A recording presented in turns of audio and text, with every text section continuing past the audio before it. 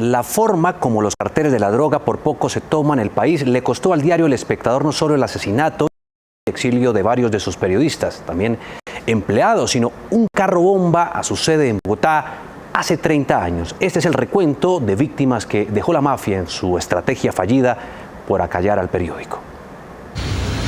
El Espectador pagó con sangre la osadía de decirle a la mafia mafia en esos azarosos años 80 donde los narcos se pavoneaban a sus anchas en el Congreso como Pablo Escobar Gaviria.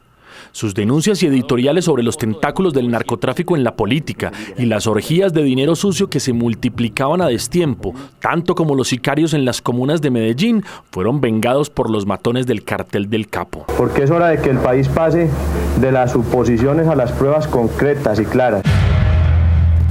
Varios periodistas y empleados del diario fueron asesinados. Algunos más tuvieron que marchar al exilio. Sus instalaciones fueron bombardeadas y los jueces que se atrevieron a indagar resultaron en la morgue. Muy poco se recuerda en la estela de violencia que se ensañó contra El Espectador por cumplir su deber. El primer periodista en caer fue Luis Roberto Camacho, corresponsal en el Amazonas. Ocurrió el 16 de julio de 1986. Él iba acá manejando y yo iba acá. Yo sentí un silbido. Eso fue la cosa más terrible que jamás en la vida me había ocurrido. De una vez el carro trastabilló, se fue contra el andén. Y no obstante, el sicario le dispara, había otros dos. La consigna era acabar con la existencia de Luis Roberto Camacho Prada. Camacho documentaba entonces las fortunas malditas del narcotráfico en el Amazonas y los nombres de esos nuevos ricos como Evaristo Porras, con pistas clandestinas, guardaespaldas y patrones. Sabía que lo iban a matar. Es que era mucha la evidencia de la mafia. Llegaban a consignar con costales el dinero a los bancos.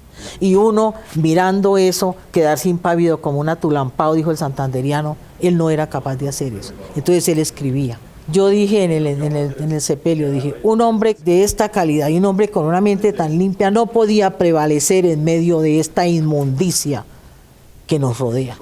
Su esposa Ángela y sus 4 hijos tuvieron que salir correteados de Leticia. 33 años después no hay condenas ni sospechosos ni nada. La impunidad de siempre. Lo dice con todas sus letras Ángela María Camacho. Este es el reflejo de un país encarcelado en una historia de dolor, encarcelado en una historia de tragedia permanente y constante.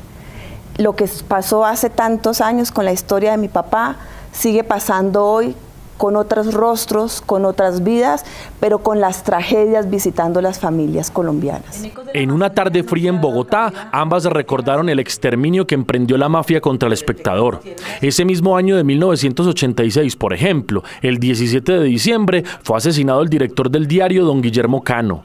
Poco después, en 1987, tuvieron que irse del país sus hijos Fernando y Juan Guillermo, quienes lo reemplazaron. Así como el periodista Fabio Castillo, que ese año publicó el libro Los jinetes de la cocaína y solo pudo regresar en 1994. Era El Espectador el que estaba haciéndole contrapeso en ese momento al narcotráfico. La cruzada de barbarie contra el diario de los Cano persistió. El 29 de marzo de 1989 fue asesinado el abogado y periodista del Espectador Héctor Giraldo Gálvez, quien descubrió al prestamista del cartel Luis Carlos Molina Yepes, el único condenado por el magnicidio de Guillermo Cano. El 2 de septiembre de 1989 ocurrió el bombazo a las instalaciones del periódico en Bogotá y apenas un mes después, el 10 de octubre, sicarios ultimaron a los gerentes administrativo y de circulación en Medellín, Marta Luz López y Miguel Soler. 6 meses después, Hernando Tavera, quien atendía labores de distribución del diario en Medellín, corrió la misma suerte. Hoy, en tiempos de memoria y homenaje, los recordamos a todos. Juan David Laverde, Noticias Caracol.